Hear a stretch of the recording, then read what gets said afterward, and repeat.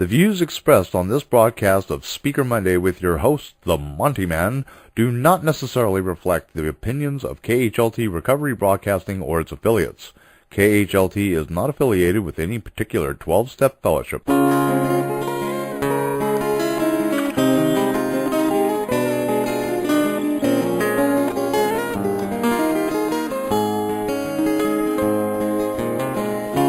Just when you think you have all your ducks in a row,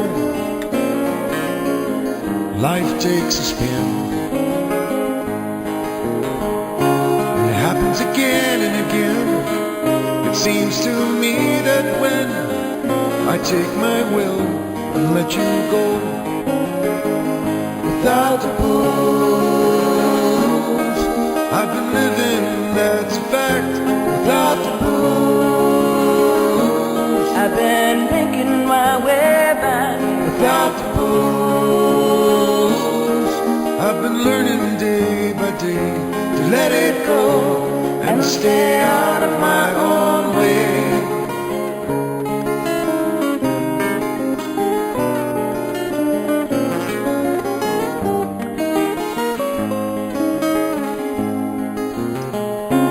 Welcome to Speaker Monday with the Monty Man.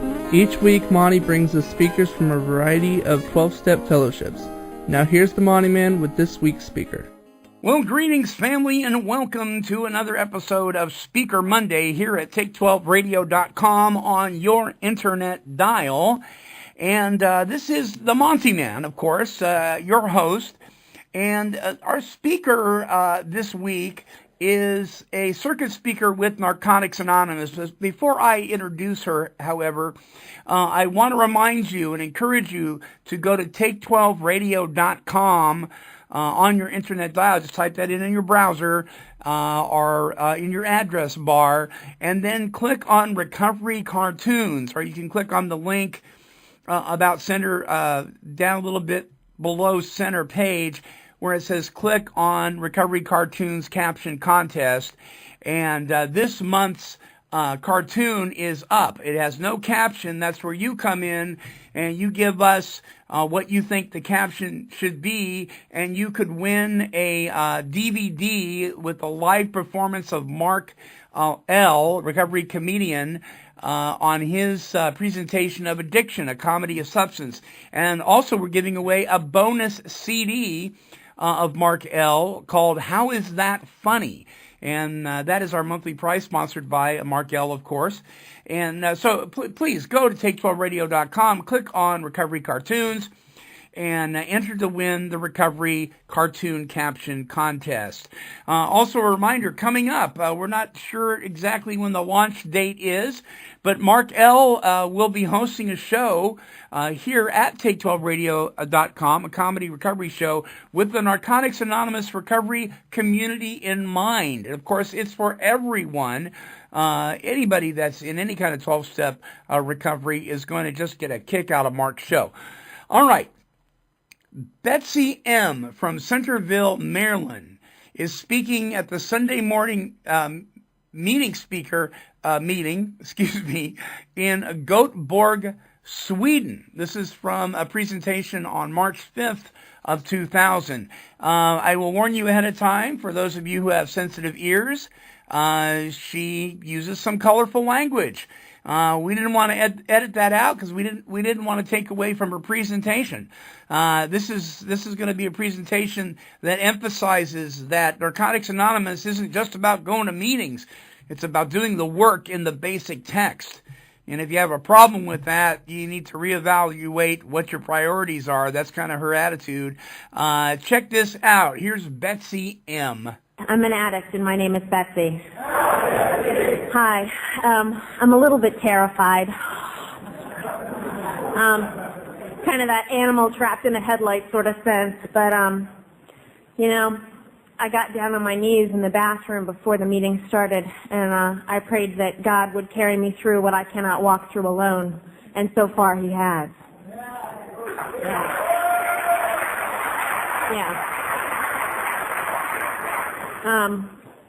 I would first of all like to thank God for allowing me to be here. I would like to thank Narcotics Anonymous for allowing me to be here, and I would like to thank the convention committee for inviting me. It is truly a privilege and an honor to serve the fellowship that saved my life. So thank you for that privilege.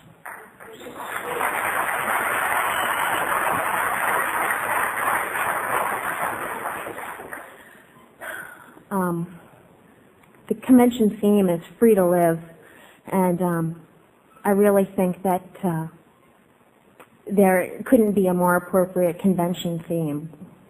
I would like to share with you a little bit about my experience, strength, and hope. Can you all hear me? Okay, good. I am from America. I was born in Washington, D.C. I came from an upper middle class family. I have two wonderful, loving parents who are still married. I have an older brother who is a jerk like most older brothers. And, you know, I had a very fortunate childhood. I had a pony. I had piano lessons. I never wanted for anything really. All of my needs were met growing up. Both of my parents loved me, and I'm very blessed for that. When I was 14, I picked up my first drug, and that was alcohol. And I was at a party, and I drank myself into a blackout. From the very first time I was allowed to drink of my own without supervision, I drank until I was in a blackout. And I was 14 years old, and I threw myself at this 18-year-old guy who was at the party, and I made a complete ass of myself. And I ended up sleeping, we were at a barn, I ended up sleeping like in a stall, and I woke up the next day and I thought it was great. Good time. You know, and I mean, people like were making fun of me the next day. I had humiliated myself. But you know what I thought? I thought that I was cool, and that, you know, I had gotten, you know, oh, Betsy, she was so crazy last night, you know, and I got a go of that, you know, and I thought that was great. And, that's how my using started, and basically through high school, I didn't use often, and I only used alcohol in high school, and every time I drank myself into a blackout. Like I said, I'm fortunate. I have loving parents from an upper middle class family, and they sent me to college. I decided to go like 6 hours away from home so I could be away like from my parents, and I went to college in Radford, Virginia. And basically, as soon as I got there, my life became partying. That's all it was about. My first semester of my freshman year, my GPA was a 1.6, which I don't know if that means anything to you all, but what it means to me, I was failing out my very first semester because of attendance, because I would get so fucked up at night that in the morning I couldn't get up and go to class. I would crawl home drunk 5 nights a week. I would do anything that anybody had at any of the parties that I was at. I went completely apeshit for no apparent reason. For me, there's no rhyme or reason to my disease. It is. I accept that I'm an addict, and there's no reason other than the fact that I'm an addict for what it is that I became. You know? I started banging every guy that wanted to have sex with me. I became a complete slut. And I don't have any qualms about telling you that. I mean, my active addiction, and the reason I don't have any qualms about telling you that is because, thank God and thank Narcotics Anonymous, I am not that person. I don't have to be ashamed of who I was, because I'm not that anymore. It's not a reflection on me anymore. I became a complete slut.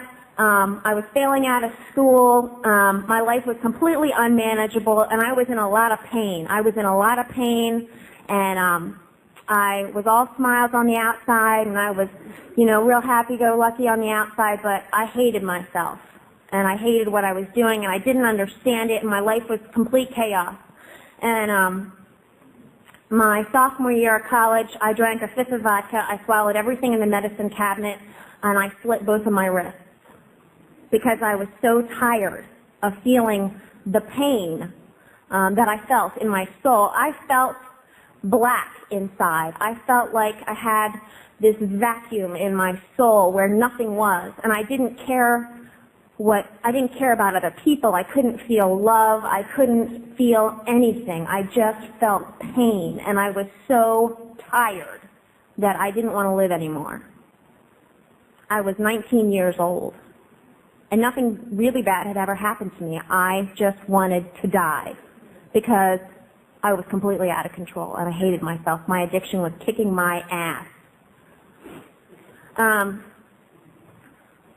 So I got my first visit to my first institution. I was committed against my will to a psychiatric hospital in Radford, Virginia.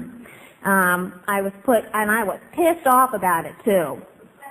I was pissed off about it. They locked me down against my will, and they called my fucking parents. Can you believe that? I was mad. You fuckers, who do you think you are? You know, because they said I was a danger to myself. You know. So, at any rate, my parents came down and they were, they wanted to know, this, that, and the other. And one of the things that had happened prior to the actual suicide attempt that I think it's important to talk about is I knew in advance that I was in trouble. And I had tried going to counseling. That's one of the things that I tried doing, was going to counseling. And in order to be able to go to therapy, I had to let my parents know that I wanted to go to counseling because I was on their health insurance. And in order for the health insurance to pay for the counseling, I had to tell my parents that I wanted to go. And I was at home and I was on Christmas break. This was before the suicide attempt. And I was trying to explain, my parents were very upset with me about my grades and my behavior and what the hell is going on and what's become of you. And my mom had me trapped in my kitchen. She was up in my face and she was yelling at me. She was like this far from my face, and she wanted to know what was the matter with me. She wanted to know what was wrong with me. Why did I need help? What was going on with me? And I looked right at my mom, and she had me trapped, She was screaming. She wanted to know what my problem was. And I looked right at her and I said, I was raped. Are you happy now? And it was a lie. It never happened. I've never been raped. But you know what? I completely devastated my mom, and I shut her the fuck up, and she got out of my face. And I went to counseling, which is what I wanted. Yeah, that's the kind of person that I was. And my mom was very devastated by a loss that she thought that I had incurred that never happened. And as a matter of fact, that rape lie was very convenient for me because it gave me a really good explanation for my behavior, for being completely promiscuous, for getting fucked up all the time, and for failing out of school. And so I told that lie to anybody that would listen. I told that lie to my counselors. I told that lie to friends, whoever, because it justified my behavior, I believed at the time. It was easier than looking at the fact that maybe I had a problem. So after the suicide attempt, I got shipped home from school. My parents came down and got me, and they packed me up, and they took me home, and they sent me to counseling, a new counselor, and this time back at home living with my parents. I was out of school, and she said to me when I was going to this counselor, and we were talking about everything that happened, she said to me, do you think you might have a problem with alcohol? And I looked at her and I said, no. And she said, well, you might want to, she goes, just for me, for my sake, I would like it if you would go to some of these meetings, some 12-step meetings. And at that point in time, I only knew one person in my life that had ever gone to any meetings, a girl named Jessica. She was in my high school, and she was clean in Narcotics Anonymous in high school. And she's the only person that I ever knew that went to meetings. So I gave her a call and asked her if she would take me to some of these meetings because I had somebody that wanted me to check them out. And I went to a couple meetings, and I went to a dance. Y'all were fucking strange. Everybody was like hugging everybody, and these morons were out there,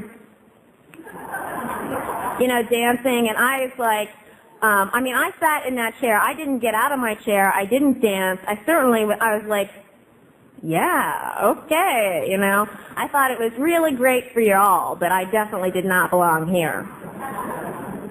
And that's what I decided. And I decided that my problem was not addiction. My problem was depression. And that when I treated the depression, everything would be just fine. Thank you very much. It was good. So I got lots of good counseling, and I went back to school. And I changed drugs of choice.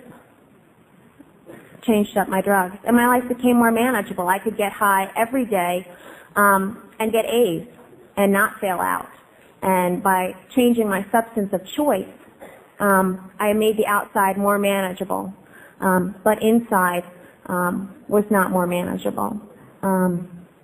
Inside, the feelings stayed the same, and the pain stayed the same. My senior year of college, I met a guy at a party that we were having at my house, and I met him. And he was talking all this crazy shit about his dead grandfather and all this other kind of stuff. And I thought, oh my God, you are such a freak. And so he moved in with me about 3 weeks later. And the one thing that I knew about him was that he was a heroin addict. And that was one drug that I had not been able to get my hands on up to in that point. Because I was like a covert kind of, I was kind of slick about, my drugs of choice, and I would make the connections and then just use whatever was available. And that, at that point in time, had not been available to me, but it was definitely interesting to me. So, I moved him in, and he was 5 years older than me. He was not going to school. He was working construction. There's nothing wrong with that. But he had like 2 master's degrees. He was very smart, and his addiction was kicking his ass. And and he needed me too, very badly. He needed me, and I loved him so, And I say that in a joking way, but at the time he was the answer. He was everything I'd ever been looking for. He made me whole because he was me. He was me, and he validated everything that I felt and everything about me because he was walking addiction. And I could look at him and I could be okay with who I was. And he loved me for exactly who and what I was because I was him, but I couldn't see it. I did manage to graduate from college, and we moved in together in Richmond, Virginia, which is where he was from. And the very first night that we moved in together, I went straight to shooting dope. And within 3 weeks, I was using every day. And everything that I had gotten from my very nice upper middle class upbringing, I promptly disposed of. I promptly disposed of all of the jewelry that my mother had given me throughout my life. I disposed of a ruby princess ring that my father had bought for my grandmother in Vietnam that she'd given me when I graduated from college.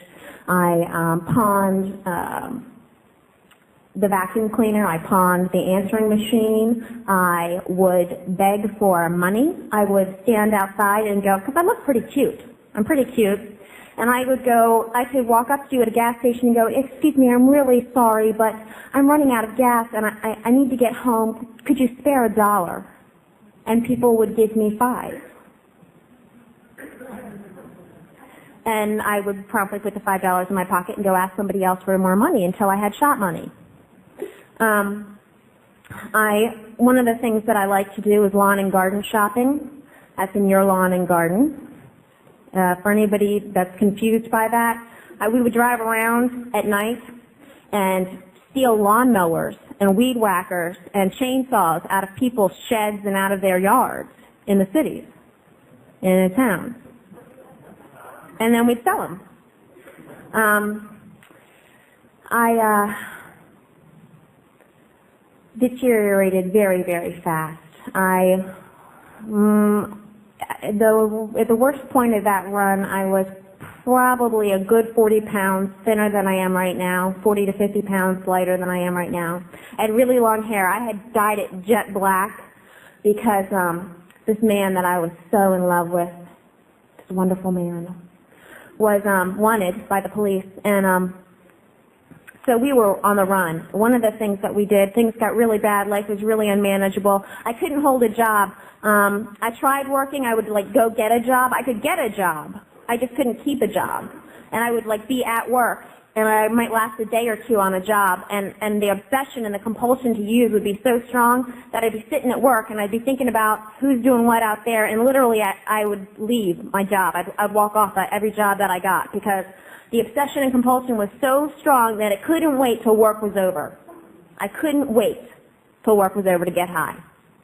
And I mean, that's just how it was for me. I couldn't manage working. My whole life was ways and means to get more. It was all about the hustle. It was all about getting more. And so my life was a complete shithole. I'd lost all the material stuff that I'd managed to gain, basically. I was living in this house with this guy, and we had 2 dogs, and the house was there was nothing in the, it was dirty. It was really, really dirty. There was about an inch of dog hair on the floor. It was disgusting. I mean, there was trash, pizza boxes, food. It was nasty. It was very, very nasty where I lived.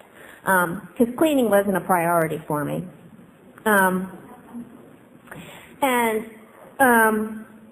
We decided that, you know, we looked at what was going on and how unmanageable everything was, and we decided that we had 3 choices. We could run, we could get clean, or we could kill ourselves. And we discussed all 3 options very reasonably with each other. What is it that we should do? Getting clean was not something that I believed was possible.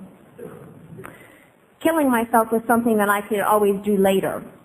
So we decided to run. And we bought 50-pound bags of dog food for the dogs, and we cut it open and we left it in the living room. We left the back door open. We filled up containers full of water because in some respects, some warped way that was taking care of the dogs. And then we got in the car and we decided that we were going to go to Canada. We were going to make a break for it. I don't know what the fuck I thought I was running from. I was running from myself, but I was taking me with me. And so we were going to...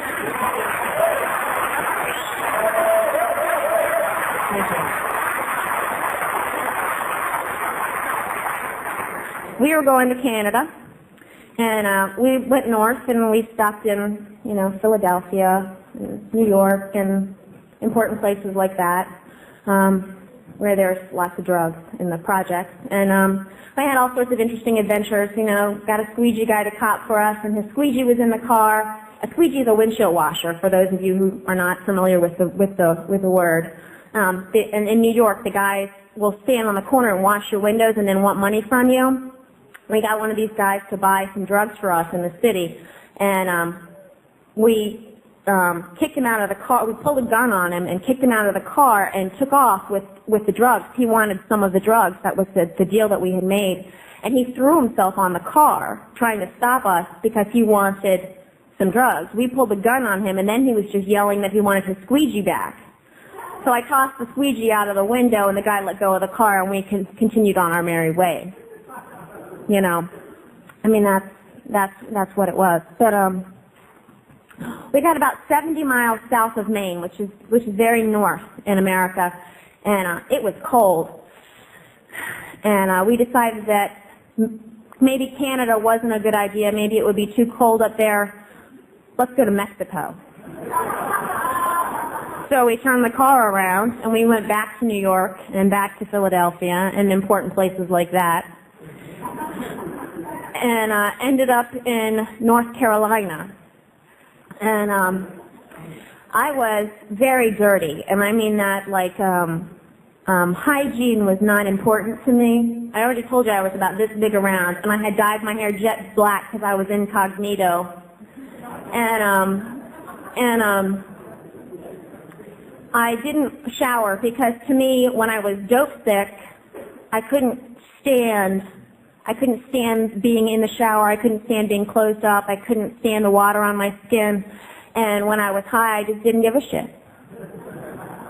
So I didn't bathe. My feet were black because it was when we were in North Carolina. It was warm. It was hot. It was summer. And my usual garb was a pair of cut-off shorts and a bathing suit top or something really nasty. I was black and blue from shoulder to wrist. I was black and blue from shoulder to wrist, and I don't even have any idea what I must have looked like. It must have been really awful. But I thought I was ready for the runway, y'all. I thought I looked good. But I believed that too. And when I first got clean, I thought that I looked really good because I was this big around, and I thought that was, that I looked great. But I've talked to people since then, and it's my understanding that I looked very frightening, very sick and very frightening. And I can accept and believe that today.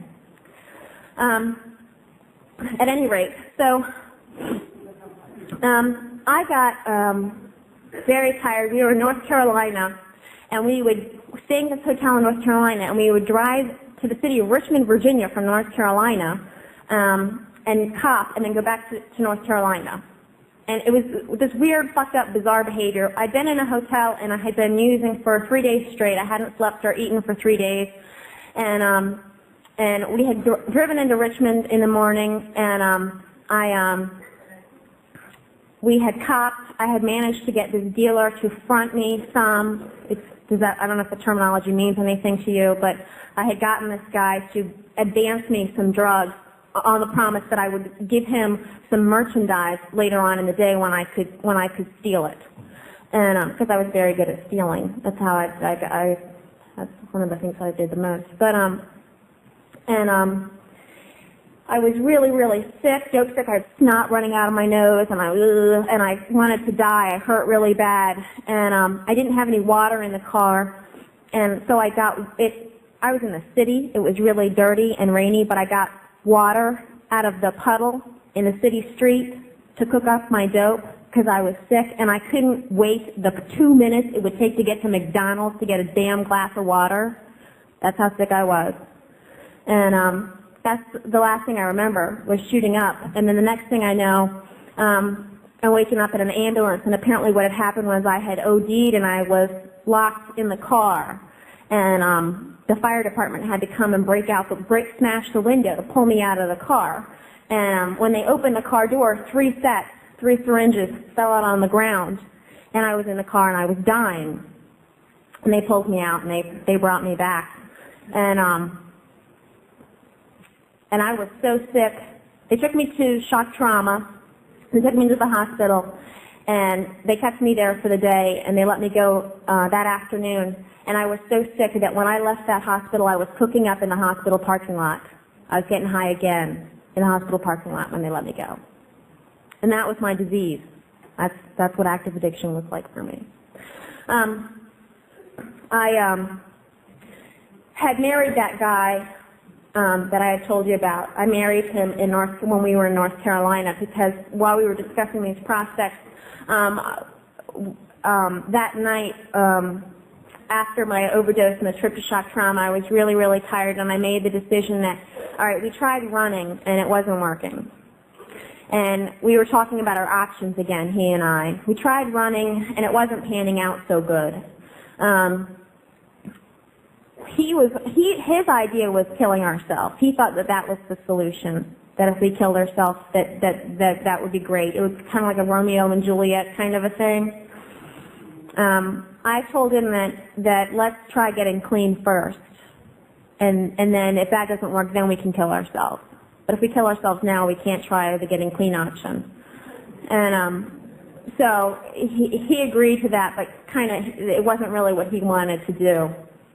And I called my parents, and they were aware of what was going on. They were scared out of their minds. They knew that I was missing. They knew that I was strung out on drugs, and that was about it. And my parents came down, and they got me. And they took me to my first detox, which was Easton Memorial Hospital in Easton, Maryland. And I remember being in that detox, and I remember it was probably like the 5th morning that I was there, waking up in the morning, and this is something that I take for granted today, but waking up in the morning and feeling okay.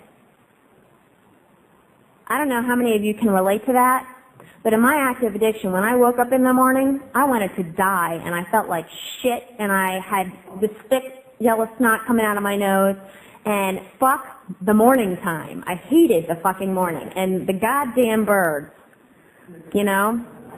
And on my 5th day of this detox and waking up and feeling decent like a human being was really amazing. It had been years since I had felt like that. And so I went to detox and I went to a rehab and I called that girl, Jessica, that had taken me to those meetings all that time ago, and I asked her if she could help me get to some meetings. And she said that she didn't go to meetings anymore, but that she knew somebody who did, and she gave me her phone number. And I called that woman. Her name is Sheila, and she didn't know me from anybody. She was a Narcotics Anonymous member, and I called her up and I told her that I was at a detox and that I was in trouble and that I needed to get to some meetings. And she gave me a whole list of phone numbers. And I had to call people and ask them if they could help me get to meetings. The third person I called was a woman named Darcy. And she took me to meetings every day for the 10 days in between detox and rehab. And I started meeting people in Narcotics Anonymous. And I'm so grateful because you saved my life. I started going to Narcotics Anonymous meetings, and I met this girl, and her name was Wendy, and she was wild. She was very obnoxious. She had a big mouth. Her name was Wendy. She was very tough, and she had a dirty mouth too. And I don't know about you, but I'm drawn to people like that. You know what I mean? The more obnoxious you are, you're right up my alley. I kind of like people that are a little on the wild side. You know, I'm very drawn to that.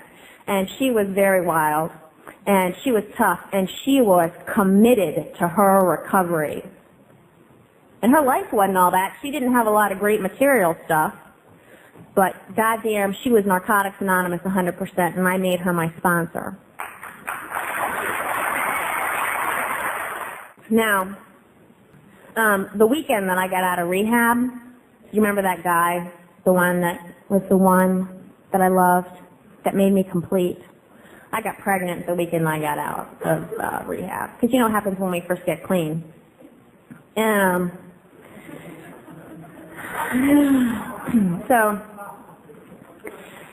he was walking disease still. And it was all about me and how much he loved me and how we could do all these wonderful things together. I don't even know all the time that I spent planning things with him that never ever happened. I mean, we would sit there shooting up, making plans that never happened. And one of the great things about recovery is I can make a plan and it can happen. Yeah. But, thank you.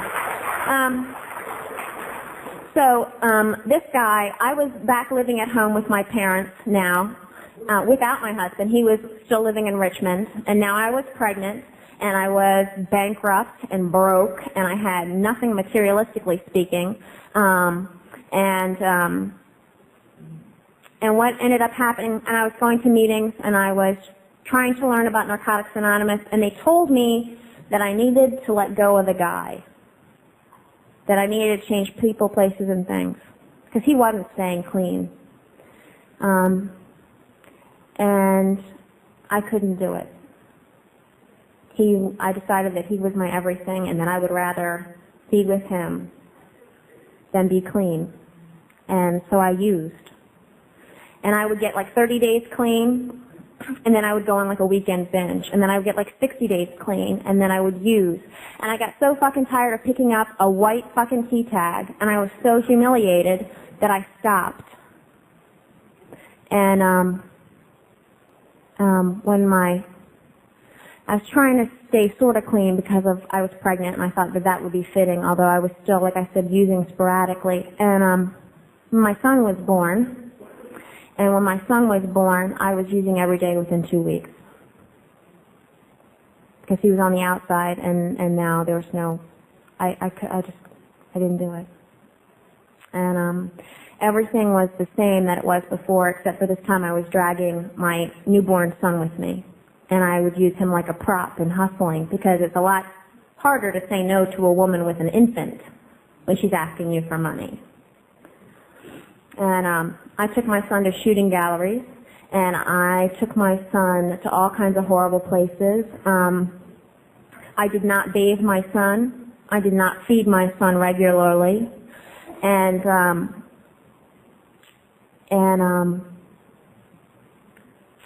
I mean, I have been in situations where I've been in the worst projects in Washington, D.C. in America, and I've been flat on the ground with a cop with a gun to the back of my head, the police trying to strip searching my infant son because they believe that I put the drugs on my son, you know, and having them scream at me that they're going to call social services and then I can kiss my son goodbye, and I mean, just crazy, insane shit. And a whole big miracle happened. A very large miracle happened. I had been in a series of car accidents at the end of the road, and after like 24 hours of using, I decided that we went to the hospital to get checked out because I thought maybe it'd be okay to get the baby checked out. I'm telling you that he had glass in his clothing and in his car seat from the accident that were still there like 2 days later. We went to the hospital to get checked out, and I was in the emergency room of the hospital, and the phone rang, and the nurse told me that it was my mom on the phone.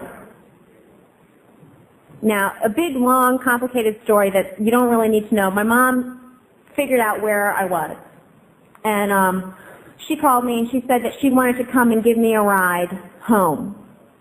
And I couldn't say no because I want the denial. I didn't want her to know that something was wrong, like she didn't already know. And so I said, okay, that would be great. And I was dirty, and I had the baby, and the whole time, the whole 30 minutes that it takes to get from my mom's house to the hospital, I was twisting my blue jeans, and the only thing that I could think about was how it was that I could hide the blood stains on my blue jeans. And in walked my mother, my father, my mother-in-law from Richmond, Virginia, my sister-in-law from Quantico, Virginia, and I knew it was over. They knew. And that I wasn't fooling anybody but myself anymore. And my mom, my very loving mom, who has supported me my whole life, came up to me and she told me that if you want to die, that is up to you. But you give me your son. And my mom, God love her, she told me that what I do with myself was my business, but that she wanted the baby. And that was a very painful, painful moment. And that was the moment that I made the decision. You know, and that was the moment that the miracle happened for me.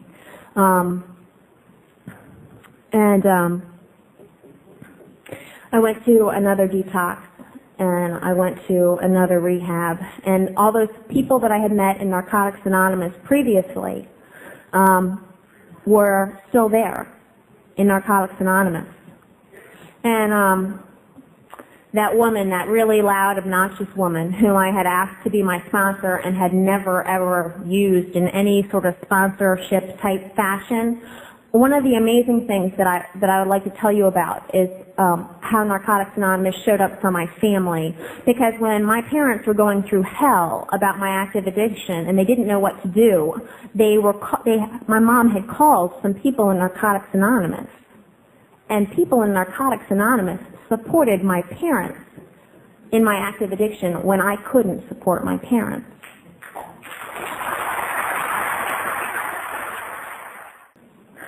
So, when I went home from the hospital when everybody showed up and I knew that the gig was over, on my front porch at my parents' house was Wendy and Rusty, and Wendy was this woman, and I was totally defeated, and I came home and she looked at me and she said, "Have you had enough?"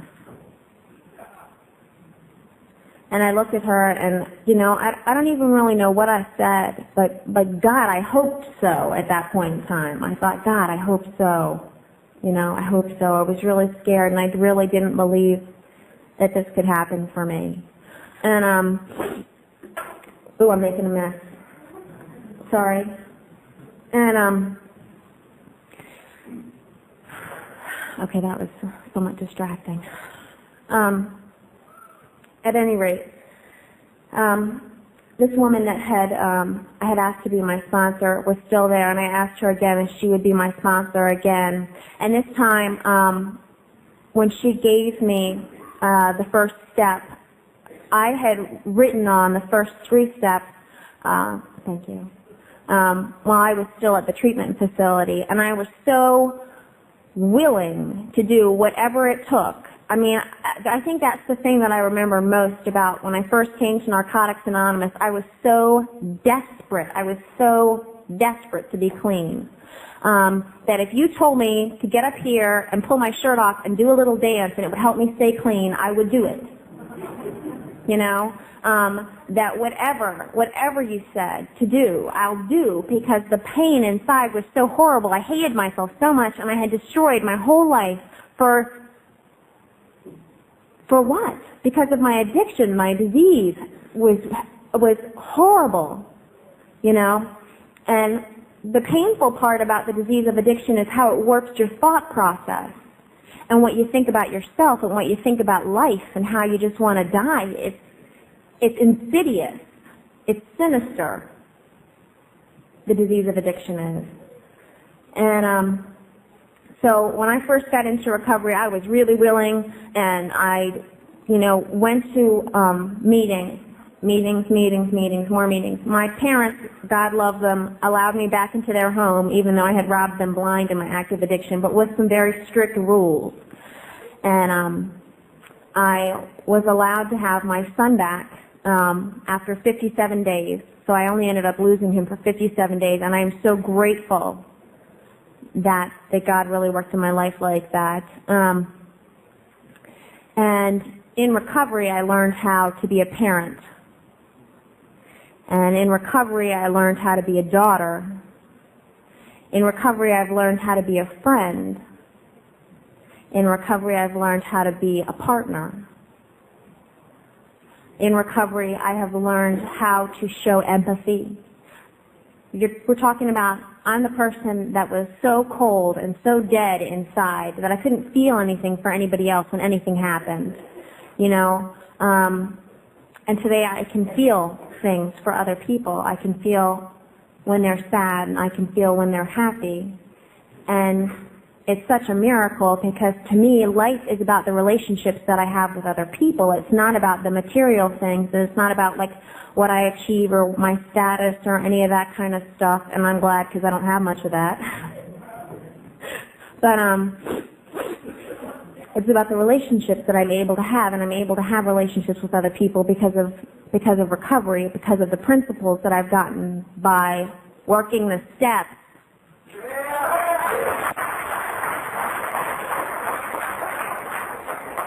If you're confused about recovery, or if you're confused by the talk or what the program is, read the basic text. It's in there.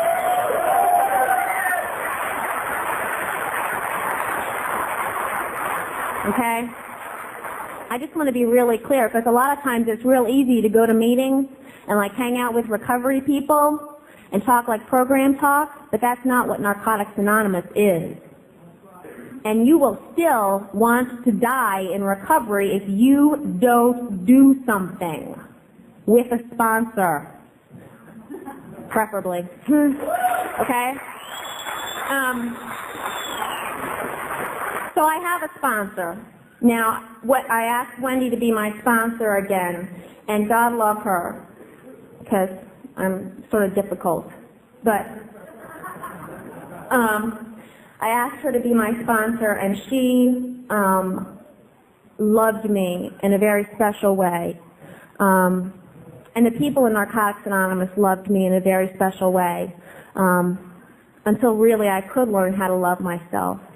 And that's one of the things that, to me, the newcomer is the most important person at any meeting, because people loved me so that I could love you. So that I could love you. People believed in me so that I could believe in you. I believe in you. And I believe in the newcomer. And that's how it works. We help each other. I pray. Prayer is very important. And as I said, I got down on my knees before the meeting and asked God to carry me through what I could not walk through myself. Because some of y'all might think this is cool up here, but it's scary as shit. You know? And for me, it trips me out when people they want to be like the speaker. Because for me, I've never been like that kind of person. I will do what I'm asked in Narcotics Anonymous because service is how you stay here. Service is how you stay here. If you want to know how you stay here, it's service.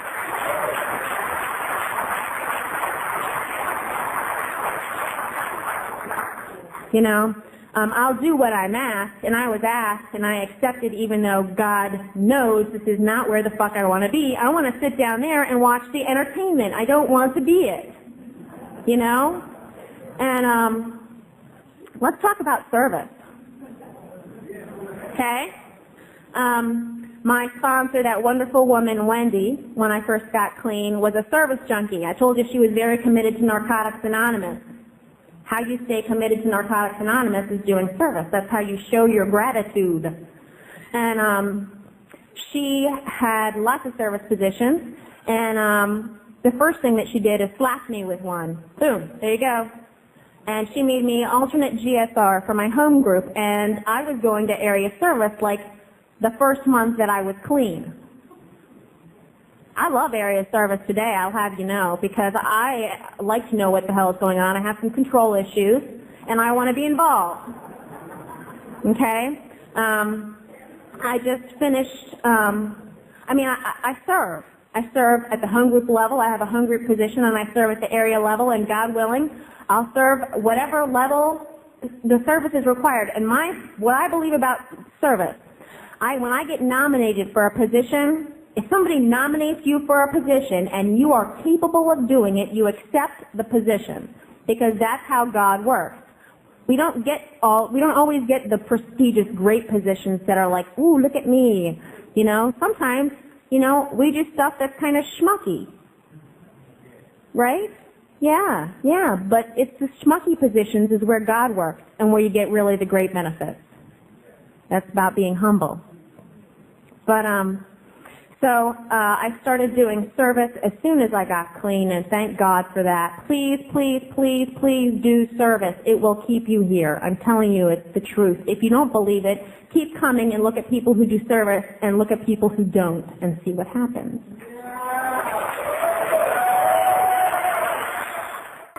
Okay, so thank you for listening to my service tangent. I have a lot of feelings about that subject. I pray. I want to talk about prayer, and I want to talk about a higher power, and I don't want to talk about mine because that doesn't matter, and that's one of the beautiful things about Narcotics Anonymous. I want to talk about the fact that a higher power, whatever it is extremely important. It's pivotal, and if you don't think it is or you don't think it's necessary, look at the steps. When I first got here, I couldn't believe in anything more than the group, and that's okay. My first higher power was you. You guys definitely had something greater than me, because I just couldn't, and that's okay. But I have found a loving higher power that really only wants good things for me today, and I'm so grateful because it is so wonderful not to have to be the one in charge, because I kind of fuck things up really bad. I do. And I'm so grateful that I have a God that will work things out for me if I allow him, if I can get myself out of the way. I sponsor some women, and sponsorship is definitely a learning experience when you get on the other end of it. I have a different sponsor now than Wendy. I needed to change sponsors because Wendy moved away, and she was far enough away from me that I found it easy to avoid her and avoid having to look at myself, or avoid having to be really accountable to anybody for my behavior. And for my own personal recovery, I got a different sponsor. another service junkie, because like I said, service is really important to me. And I work the steps with her. And I've been given some sponsees in my life, and it's definitely fun. What do I want to say about it? It's frustrating for me as a person when I can, to practice the principle in dealing with another person. And that applies to not only sponsorship, but to friendships and to my relationship, and admitting that, the only person that I have any sort of anything over is myself. And sometimes I don't even have that. At any rate, I feel like I'm rambling. Am I doing okay? Okay, good. Thanks. I'm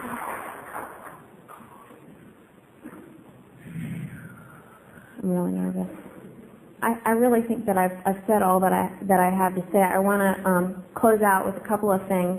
I wanted to tell you about my son, Miles. Miles is 3 years old, and he will be 4 in May, and he is beautiful. And I have full custody of my son. When I got clean, when I got clean this last time, I knew that I had to leave my ex-husband. I call him ex because I divorced him, and it was painful because I loved him. Like I told you, I loved him. He was my whole world, and he made me whole. But he could not stay clean, and I could not stay clean with him, and I did not want to die. So I left him, and it hurt like shit, and I was scared, and I'm still, even today, I have fear that God forbid someday I go back to him because he is still appealing. That didn't change. It didn't go away. He's still appealing, but he will kill me. He is my disease. I've already told you that. Recovery has made it possible for me to not go back. Yeah, I couldn't do it on my own. So I left him when I got clean, and it was really, really painful. And I had this little baby. Miles was 7 months old when I got clean. I had a very small baby, and I was a single parent, and I was about $30,000 in debt, and I had a terrible employment history, imagine that. And I was living with my parents, and I got a jobby job, because I had to. I never really liked working, but unfortunately, it's one of those things where I guess I had to, And it kind of sucks because you can make a whole lot more money illegitimately. But I got like a real job where they pay you a check and the government taxes it and stuff. And you know what? I still have that same job today. I have the same job. Here's some crazy shit too. They gave me a promotion. They made me the manager. Yeah. And I have daycare for my son. I work Monday to Friday, 9 to 5:30. I have health insurance. Yeah. I've been to see the dentist, and I brush my teeth too.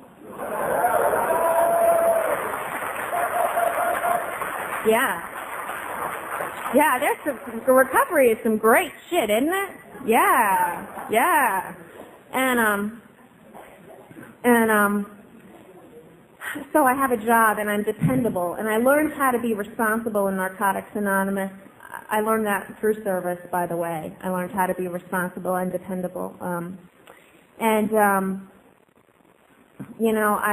got in a new relationship when I got clean. I didn't stay out of a relationship, by the way. When I first got clean, I was so scared that I was going to go back to my ex-husband that I immediately got in a relationship. As a matter of fact, that's not even the truth, too. I mean, I was doing some crazy shit, but anyway, I got in a relationship when I first got clean, and I'm still in that relationship today. So, I mean, I mean, I know, like everybody wants to think really bad things about getting involved in relationships when you first get clean, and it's not, recovery isn't, life happens. I think that God plans different things for different people, and some people have to learn some hardship the hard way. Unfortunately, I haven't had anything, nothing bad has happened. I'm in a loving relationship with somebody with some really awesome recovery. And he and I have been together for the entire length of my recovery, and we're still together. We're engaged to be married. And he's a wonderful guy. And if you want to think some shit about him for preying on a newcomer, that's not preying on a newcomer. Preying on a newcomer is when you exploit them and you don't care about them because you only want for yourself. It's self-centered. There's a difference, I think. Maybe I'm wrong, but, it happens. I have been wrong before. Occasionally. So I'm in the relationship with this guy, and I'm so glad that I'm in recovery. And I'm so glad that he supports my recovery, and that I can have relationships with people, and we can go to conventions together, and I can go over there with them and hang out, and he can go over here and hang out with them, and I don't have to have him with me all the time, and I don't give a shit what girl he's talking to because I trust him, And if you're scared about, like you're obsessing on somebody else, then you need to look at yourself because something's fucked up. But I trust him, thank God, because I wouldn't want to have to live like what I see some other people living in their relationship. That fear, that self-centered fear. Oh my God. You know what? And the wonderful thing about the disease of addiction is it's not like over. You know what I mean? Because I can still regress. I can still regress today. Camilla is beautiful, and she is very cool and very slick. And she was nice to me. And the first thought I had was, what does she want? She is very pretty, and she's very cool, and she can't actually have any honest interest in me as a person. That was my first thought, I swear to God, when she talked to me. Why is she talking to me? She's got to want something from me, or there's got to be something or something. She can't actually want to talk to me as a person, because who am I? But I'm me, and I'm okay. And it lasted about 2 seconds. I told myself that everything was okay. I was nice to her back, and we've had some really awesome conversations. Recovery has allowed me to be okay with myself, And maybe I'm not all that in a side of fries, but I'm all right with who and what I am. I know what my values are today. Recovery has given me values. I value my relationships with other people. I value honesty. I value integrity. I value family. I value you. And I value Narcotics Anonymous. And I'm so truly blessed, and I'm really, really grateful, and I hope I haven't left out anything like really major service, sponsorship, prayer, steps, traditions are very, very important because they're steps and they're traditions. And if you do service, you need to know about the traditions. So, they're really important too. So we, as a fellowship, can continue to function for the addict who isn't here yet. And this has been a privilege and an honor, and thank you very, very much. I want to say one more thing, too. I want to say that the Swedish people are beautiful people. I came here with my partner, Mike, who is a wonderful partner, and he's the only other person that I knew here when I got here, and I really have been so welcomed, and the love that I have gotten, and being able to look. I mean, I got like a crowd of people that I know that love me, and even if I totally suck today, when I go home later, they'll still be nice to me. Was a lot of love, and I don't mean that y'all are beautiful just because there's some really tall, really nice-looking women here, but beautiful people inside. And I want to thank you so much because it really is mind-boggling when you come to realize that we are a worldwide fellowship. And I've heard people share about it here today, but today, this convention for me was the first time I've ever gotten to see it in action. And it's amazing when you realize that you can go anywhere in the world, including Saudi Arabia, and be at home and have people who are like you and that will love you. And thank you for loving me, and thank you so much for saving my life. I appreciate it more than I could ever explain. Thank you. All right, thank you, Betsy. Thank you so much for that share. Betsy M. from Centreville, Maryland, speaking at the Sunday morning speakers meeting in Goteborg, Sweden, back in 2000. Don't forget to enter our Recovery Cartoon Caption Contest so you can win some great stuff from recovery comedian Mark L. Go to Take12Radio.com and click on Recovery Cartoons. Hey, my friends, until our next broadcast, this is the Monty Man, and I am wishing God's serenity for you. Bye-bye now. Without the booze, I've been living, that's a fact. Without the booze, I've been making my way back. without the booze, I've been learning day by day to let it go and stay out of my own way.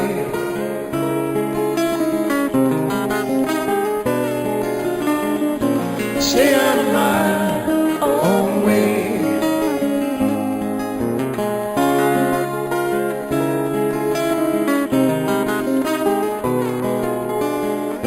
Stay out of my own way. This has been a broadcast of KHLT Recovery Broadcasting.